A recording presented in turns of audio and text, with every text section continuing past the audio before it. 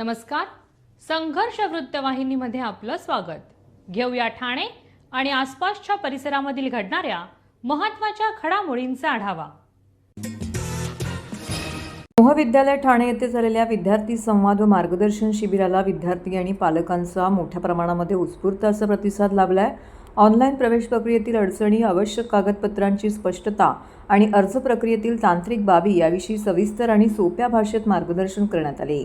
या उपक्रमामुळे विद्यार्थ्यांच्या मनातील संभ्रम दूर झाला असून अनेकांनी त्याचा थेट लाभ घेतला.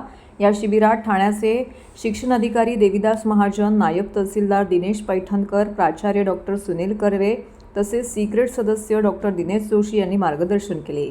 त्यांच्या सखोल आणि अनुभव संपन्न विचारांमुळे शिबिर अत्यंत माहितीपूर्ण ठरले. या शिबिराचं आयोजन कोकण पदवीधर मतदारसंघाचे आमदार ॲडव्होकेट निरंजन डावखरे तसेच कोकण पदवीधर प्रकोष्ठचे संयोजक सचिन मोरे यांनी केलं होतं.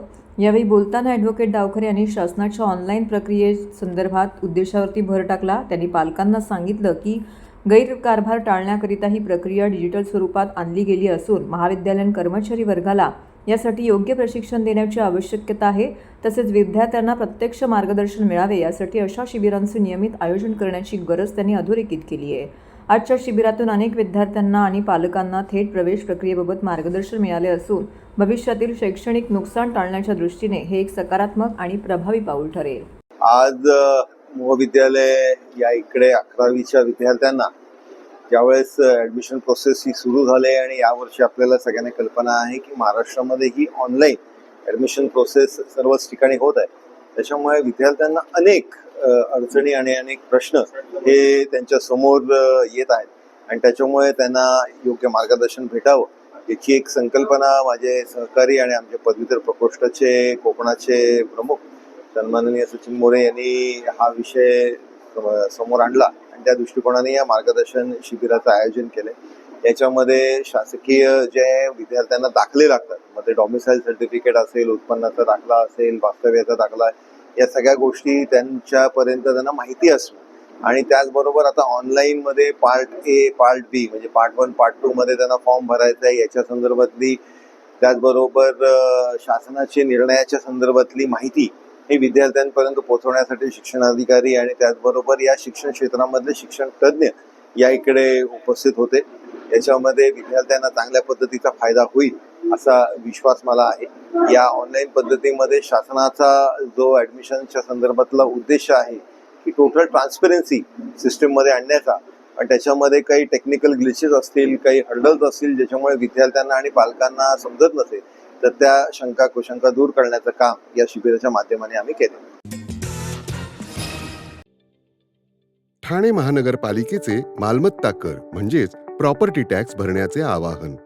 सन 2022-23 या आर्थिक वर्षाचे मालमत्ता कराचे म्हणजेच प्रॉपर्टी टॅक्सचे बिल ठाणेकर करदात्यांना महापालिकेमार्फत आर्थिक वर्षाच्या सुरुवातीस म्हणजेच माहे एप्रिल 2022 मध्ये देण्यात आलेले आहे. तथापि अद्यापही काही करदात्यांनी मालमत्ता कर महापालिकेकडे जमा केलेला नाही. सध्या आर्थिक वर्षाचा अंतिम टप्पा सुरू झाला आहे. मालमत्ता कर वसुलीसाठी महापालिकेतर्फे कडक कारवाई हाती घेण्यात आली आहे. या अंतर्गत जंगम मालमत्ता, टीव्ही, फ्रीज, वाहन व इतर जप्त करणे तसेच स्थावर मालमत्ता वॉरंट बजावून जप्त करण्यात येत असून मालमत्तेचा जाहीर विक्रीद्वारे लिलाव करून कराची रक्कम वसूल करण्यात येत आहे.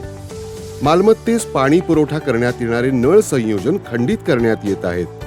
त्याचप्रमाणे थकीत मालमत्ता करावर 2% व्याज आकारले जात असल्याने भरावयाची रक्कम वाढत आहे. आपला मालमत्ता कर propertytax.thanecity.gov.in या लिंकद्वारे तसंच गुगल पे, फोन पे, पेटीएम याद्वारे ऑनलाईन पद्धतीने करण्याची सुविधा उपलब्ध करून दिली आहे. शनिवार, रविवार व सार्वजनिक सुट्टीच्या दिवशी नागरिकांना मालमत्ता कर भरणे सोयीचे व्हावे याकरता महापालिकेचे मालमत्ता कर संलग्न कार्यालय या दिवशी कार्यान्वित ठेवण्यात आलेले आहे. तरी मालमत्ता कर वसुलीची अप्रिय कारवाई टाळण्याच्या दृष्टिकोनातून मालमत्ता कर भरून महापालिकेस सहकार्य करावे. धन्यवाद. आपल्या आजोळी पायी जाणाऱ्या एका मुलाला व्यसनाधीन पुलावरून खाली फेकलं. गंभीररित्या जखमी झालेल्या मुलाच्या दोन्ही पायांच्या घोट्यांची हाडं तुटली असताना उपचारासाठी सिव्हिल रुग्णालयात आणल्यावर घोट्यांची जोखमीची यशस्वी शस्त्रक्रिया पार पडली आहे. खर्डी रेल्वे स्टेशन जवळच्या गावात राहणारा कृष्णा मुकणे आपल्या आजीकडे चालत संध्याकाळच्या सुमारास जात होता. समृद्धी महामार्ग येथील पुलावरून जातेवेळी नशेत असलेल्या काही अज्ञात व्यक्तींनी दरम्यानच्या वेळेत कोणते कार्य नसताना कृष्णाला उचलले आणि पुलावरून खाली फेकले. मात्र खाली पडून कृष्णा जबर जखमी झाला होता. त्याला उठताही येत नव्हतं. जवळच काही कामगार काम करत होते. त्यांनी कृष्णाची माहिती घेऊन कुटुंबियांना कळवले. दोन्ही पायाच्या घोट्याला मार बसल्यामुळे त्याला तात्काळ ठाणे सिव्हिल रुग्णालयात दाखल केलं. कृष्णाच्या दोन्ही पायांचे एक्सरे काढल्यावरती घोट्यांची हाडं मोडले असल्याचं समोर आलं. सिव्हिल रुग्णालयात गेल्या काही वर्षात गुंतागुंतीच्या जोखमीच्या शस्त्रक्रिया यशस्वी होत आहेत. मात्र कृष्णाची ही शस्त्रक्रिया अत्यंत आव्हानात्मक अशी होती. जिल्हा शल्यचिकित्सक डॉक्टर कैलास पवार, अतिरिक्त जिल्हा शल्यचिकित्सक डॉक्टर धीरज महांगडे यांच्या मार्गदर्शनाखाली शस्त्रक्रिया करण्यात आली. 15 दिवसात कृष्णाच्या दोन्ही घोटांच्या एकूण 3 शस्त्रक्रिया यशस्वी झाल्या आहेत. एका पायाला जखम असल्याने एक शस्त्रक्रिया विलंबाने करावी लागली होती. या शस्त्रक्रियेसाठी अस्थितज्ञ doctor Vilas Talwe, doctor Ajit Bhusagare, doctor Mayur Nagargoche, doctor Deepesh Patil, भूलतज्ञ डॉक्टर रुपाली यादव यांसह तेथील स्टाफ यांनी अथक परिश्रम घेतले. एक 14 वर्षाचा मुलगा जो ब्रिजवरनं पुलावरनं पडला होता आणि तो सरळ पडल्यामुळे त्या पायाच्या दोघं घोट्याला सिव्हिअर इंजरी झाली होती आणि कॉम्प्लेक्स फ्रॅक्चर झाला होता. डिफिकल्ट सर्जरीज होती. 3 तारखेला तो पडला, 4ला आमच्याकडे ॲडमिट केला. डायरेक्ट खर्डीवरून आला होता.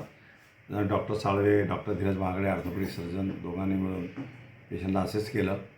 त्या पेशंटला इथे पुढे जायला तयारी नव्हता. तरी इथे ऑपरेशन करायचं सांगितलं, आम्हाला विनंतीच केली होती आणि आम्ही ठरवलं की पुढे इथेच करू ऑपरेशन. तर ऑपरेशन केलं. डिफिकल्ट सर्जरी होती. त्याच्या टोटल आम्ही 3 सर्जरीज केल्या. पहिल्या 2 सर्जरीज केल्या. त्याच्यानंतर काही करेक्शनसाठी 3ऱ्या सर्जरीची पण गरज पडली.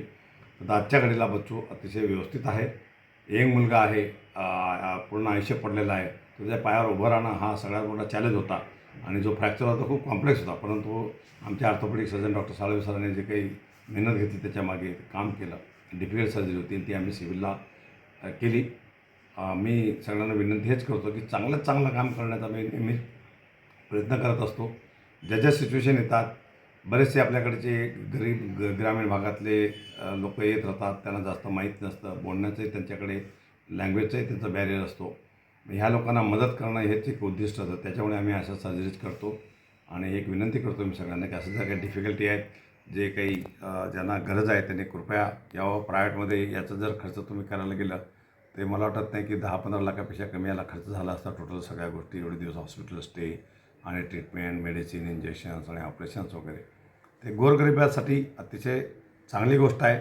तर ही सगळ्यांनाही विनंती करेल, मी आव्हानही करेल की जास्तीत जास्त आमच्या जेवढ्या सरकारी संस्था आहे त्याचा उपयोग करून घ्यायला पाहिजे. इकडे येऊन पेशंट दाखवायला पाहिजे, इथे ट्रीट करून घ्यायला पाहिजे. धन्यवाद. ठाणे जिल्ह्यातील संस्था सभासद पंच ठाणे जिल्हा नॅचरल स्पोर्ट्स असोसिएशनच्या मान्यतेने रेड जिम यांच्या सहकार्याने 6वी ठाणे जिल्हा अजिंक्यपदाची खुली महाराष्ट्र नॅचरल श्री व जीन्स मॉडेल नॅचरल शरीर सौष्ठव स्पर्धा आयोजित करण्यात येत आहे. ही स्पर्धा शनिवारी 28 जून रोजी सायंकाळी 5 वाजता महाराष्ट्र विद्यालय येथे होणार आहे. या असोसिएशनच्या पदाधिकाऱ्यांनी या संदर्भातली माहिती पत्रकार परिषदेत दिली आहे. या स्पर्धेत भाग घेण्यासाठी आयोजकांनी काही नियम व अटी ठेवल्या आहेत. त्याप्रमाणे सर्व नॅशनल स्पर्धक याच्यामध्ये भाग घेऊ शकणार आहेत. मागच्या वर्षाचा किताब विजेता यामध्ये भाग घेऊ शकणार नाही. मागील स्पर्धेमध्ये 1 ते 3 क्रमांक मिळालेले स्पर्धक पुन्हा भाग घेऊ शकतात. या स्पर्धेत नवीन येणाऱ्या स्पर्धकांना प्राधान्य देण्यात येणार आहे. पण स्पर्धक हा नॅचरल डेव्हलप झालेला असावा. त्याने आपली शरीरयष्टी बनवण्यासाठी कुठलीही मेडिकल यूज हार्मोन्स डोस तसेच इतर बूस्टर इंजेक्शन अथवा गोळ्यांचा वापर केलेला नसावा. तसा कुठलाही प्रकार आढळल्यास त्याला स्पर्धेतून बाद करण्यात येईल असं यावेळी या पत्रकार परिषदेअंतर्गत सांगण्यात आलेलं आहे. यावेळी अध्यक्ष विनायक केतकर यांनी ही शरीर सौष्ठव स्पर्धा 7 गटात तर जीन्स मॉडेल ही 4 गटामध्ये घेण्यात येणार असल्याचं यावेळी सांगितलं. तर उपाध्यक्ष किरण नागती यांनी तुम्ही पाहिलं तर सगळीकडे तुम्हाला दुकानामध्ये पावडरचे डबे दिसतील की जे खाल्ल्याने बॉडी बनते, पण तसं नसून बॉडी बनवण्यासाठी कसून शारीरिक व्यायाम करावा लागतो असं सांगितलंय. तर उपाध्यक्ष रमाकांत पाटील यांनी आजकालची तरुण मुलं व्यायाम करण्यापेक्षा मोबाईलवरती अधिक व्यस्त असतात, त्यासाठी असा शरीर सौष्ठव स्पर्धा घेण्याची आवश्यकता असल्याचं त्यांनी सांगितलंय. TDNSA ठाणे जिल्हा नॅचरल स्पोर्ट्स असोसिएशनच्या आज खरं तर गुरुवारचा स्वामींचा दिवस आहे आणि त्याच्या उपाध्यक्षपदी माझी नियुक्ती झाली. त्याबद्दल मी या संस्थेचे संस्थापक अध्यक्ष विनायकजी केतकर यांचे आभार मानतो. करंदीकर सर असतील, या सर्व मान्यवरांचे आभार मानतो. आणि या क्षेत्रात आता काम करण्याची खरं तर इच्छा होतीच माझी, पण ती गरजसुद्धा आहे. त्यामुळे महाराष्ट्राच्या माध्यमातून जे तरुण आता ह्या संस्थेला कनेक्ट होतील, मग ते स्पर्धेच्या माध्यमातून असतील, जनजागृतीच्या माध्यमातून असेल, आमचं एकच काम असेल की नॅचरली तुम्ही जे काही शरीर सौष्ठव कमवायचं आहे ते कमवा. होतं असं, जसं सरांनी सांगितलं की पावडर्स आणि ही द्रव्य सगळे घेतल्यानंतर शरीर हा फुगवटा दिसतो, पण तो किती काळापुरता असतो. त्याच्यानंतर शरीरात होणारे दुर्दैवानं चुकीचे बदल हे तुम्हाला एखाद्या हृदय विकाराच्या झटक्यानं सुद्धा तुम्हाला कुठेतरी मला असं वाटतं डॅमेज करत असतात. आणि अशी अनेक उदाहरणं आपण बघतो की जिममध्ये एक्सरसाइज करत असताना दुर्दैवानं आपल्याला त्या तरुणाचा मृत्यू झालेला दिसतो. हे सगळं टाळण्यासाठी मला असं वाटतं आमची ही संस्था पुढाकार घेत आहे. स्पर्धा तर आहेतच, 28 तारखेला स्पर्धा आहेत, 22 तारखेला त्याची चाचणी आहे.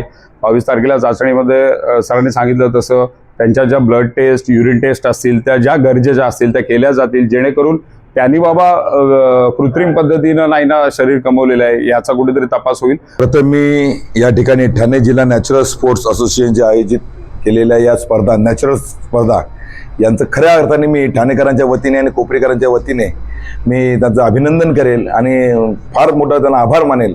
कारण अशा स्पर्धा माझ्या जीवनात, मी पण गेले वयामध्ये 40 वर्षापासून जिम करतोय आणि अशा स्पर्धा आजपर्यंत पाहिल्या नाही. मी पण स्पर्धेला उतरलो होतो आणि ह्या स्पर्धा ज्या आयोजित केल्या त्याच्यामागे खऱ्या अर्थाने मग आमचे केतकर दादा असतील, मग कमलाकर दादा असतील, आमचे नागती सर असतील, या सर्वांचा यामध्ये मोठा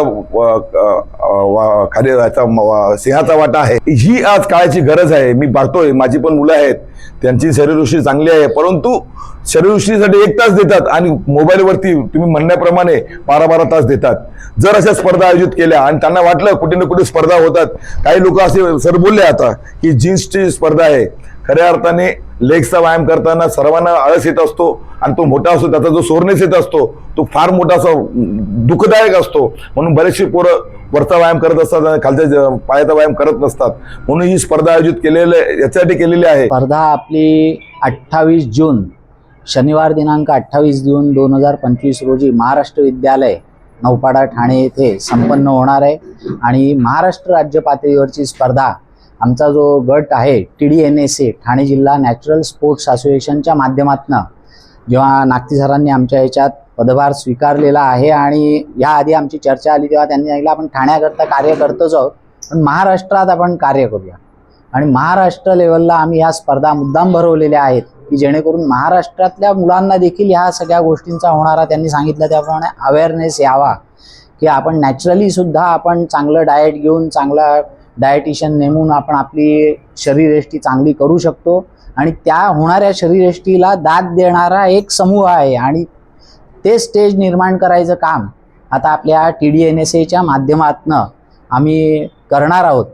त्याची सर्व पूर्वतयारी आम्ही 22 तारखेला, म्हणजे त्याची doping test, blood test, urine test जे काही आहे श्रीकांत राजे यांच्या, डॉक्टर श्रीकांत राजे यांच्या माध्यमातून ज्या काही याच्याकरता टेस्ट लागतात त्या आम्ही 22 तारखेला करणार आहोत. आणि त्या मुलांचे गटवार त्यांची विभागणी करणार आहोत. आणि 28 तारखेला आपल्याला ही स्पर्धा प्रत्यक्ष महाराष्ट्र विद्यालय इथे बघायला मिळेल. तर हे होतं संघर्ष वृत्तवाहिनीचं आजचं बातमीपत्र.